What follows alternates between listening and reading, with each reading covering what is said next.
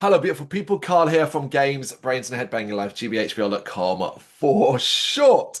How is the audio achievements of Outer Wilds? I am smiling because I'm really excited to talk to you about this one. And I imagine if you know the game, you already know the answer to the question of how easy are the achievements. Not very easy overall, but my God, will you have fun doing it? Now, this is a game with DLC, we should say as well. It's got Echoes of the Eye DLC, which has a ton of achievements in that. I think it's got like maybe 13 achievements in total, and it has a tile update which gives an additional achievement as well. And that one's really, really simple and just involves crashing into a satellite. But yeah, look, Outer Wilds, it's a pretty famous game for being explorative, leave you on your own, working things out, can be incredibly challenging, incredibly difficult to understand. But once you start to get the game and you start to really understand how it plays and what you need to do, it is amazing. It's up there as one of my favorite experiences to date. For it just so many wonderful moments. And I think a lot of that comes down to the achievements. I think there's a ton of really clever achievements here that really are some of my strongest memories. There's stuff that's really, really simple, just like exploring and doing little bits here and there. Some of us just even like getting it by accident. I'm trying to look at some of the ones that are maybe a little bit more accidental to begin with at the start. Well, so like my first achievement in the game was, hey, what's this button do? Press the ejection button in the ship. Of course, Dad. Then there's like eat but 10 burnt marshmallows, die within 60 seconds of waking up. All of this stuff is all stuff you'll do by accident. But he's starting to get into the interesting ones. So like one of the ones early on that I kind of looked into because I was just playing around was land the model rocket on the Atoll Rock. Now the Atoll Rock is a moon that orbits your original planet. And the model rocket is where you sort of test out how the spaceship capabilities work. I did this one by accident. I was just seeing how high I could get it. And then it was like, oh, that's awesome. And then I saw, looking through the achievements, there was one related to flying in the sun. Again, crazy ass challenge in itself. What else we've got? Then there's like, oh yeah, then there's ones like Deep Impact, Enter Giant's Deep Ocean Fast enough to break through the current. All of this stuff is incredible. Just really memorable stuff. All extremely challenging, but none more so than the one that most people probably will, the ones that people will get at the very end. So the obvious is archaeologist, which is to complete the ship log. That effectively involves you having to do everything in the game, fully getting all the reports and getting them all filled in to the point where you can complete it. And you'll have to do that before you do the final achievement, beginner's luck, which is reach the eye of the universe in one loop. Because to do that, you'll have to restart your entire game, deleting all your logs. So you don't want to, you want to do those on two separate ones. Happily, beginner's luck. Reach the eye of the universe in one loop can be done very quickly, probably in about 15 minutes, provided you know exactly what you're doing. Whereas this complete the ship log one, it's the entire game, every planet, all the areas. It's going to take you a little bit longer. Alongside that, in the base game as well, are just some of the more challenging ones, the ones that are gonna test you and might take you a little while to do. So, for example, I mentioned already, Deep Impact, Enter Giant's Deep Ocean, fast enough to break through the current.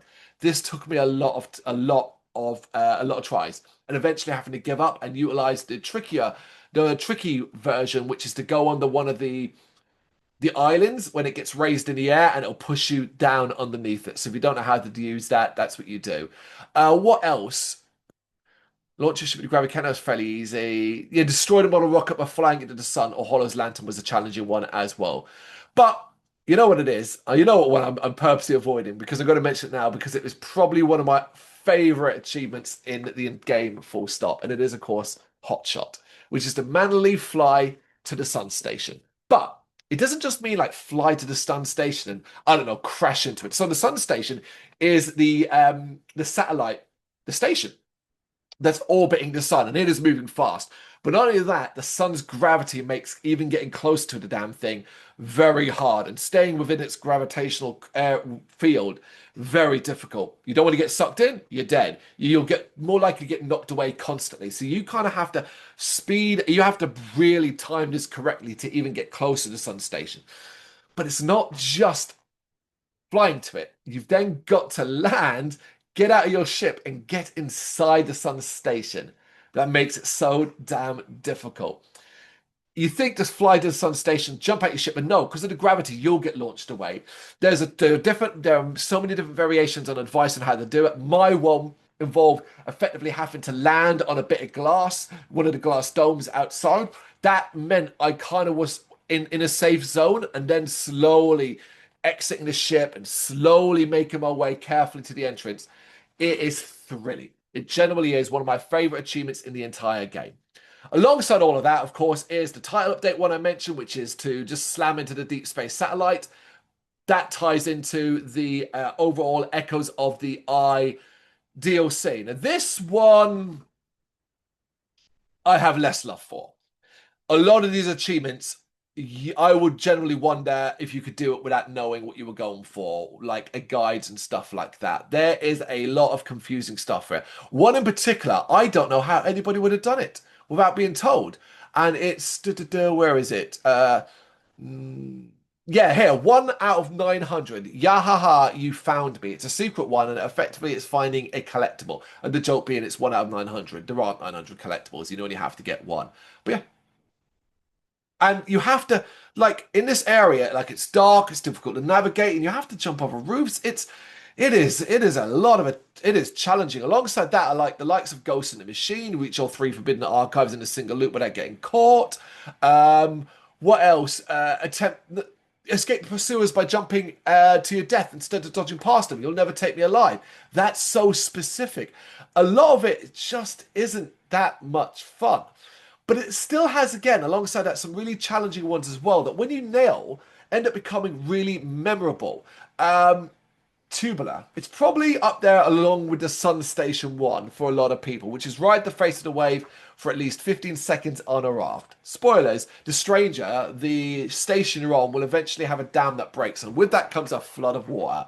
It's going to hit you, it's going to create a wave, and you're supposed to ride that wave. Except, of course, staying on the raft is a problem because gravity and the force knocking you off. It's a challenge. But it can be done again, and when you do, it's super, super satisfying. And I actually love, while I don't love the DLC, overall, I do love The Stranger. That alone, I think, could take anywhere, the DLC, between 10 and 15 hours, particularly if you're not really paying too much attention to the achievements. Whereas the main game, I mean, it took me around 22 hours in total. So you're looking at, overall as a game, between 30 and 40 hours, and they're all quite challenging. Most of the achievements are challenging. This is God, almost tempted to give it a 10 out of 10 for difficult, just because of the random nature of most of the achievements and the difficulty of, like, Tubular and landing on the sun station and all of that. It's a 9 out of 10. It is up there, but my God, is it worth it? You've got to try them out if you've not done it. It's Outer Wilds. How easy are the achievements of it?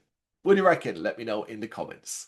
Thank you very much for watching. If you've enjoyed what you've seen, please consider hitting that like and subscribe button. It does help us out. You can find us at gbhbl.com and across all social media platforms. And if you really want to give us a bit of extra support, please consider buying us a cup of coffee over on our coffee page. Thank you.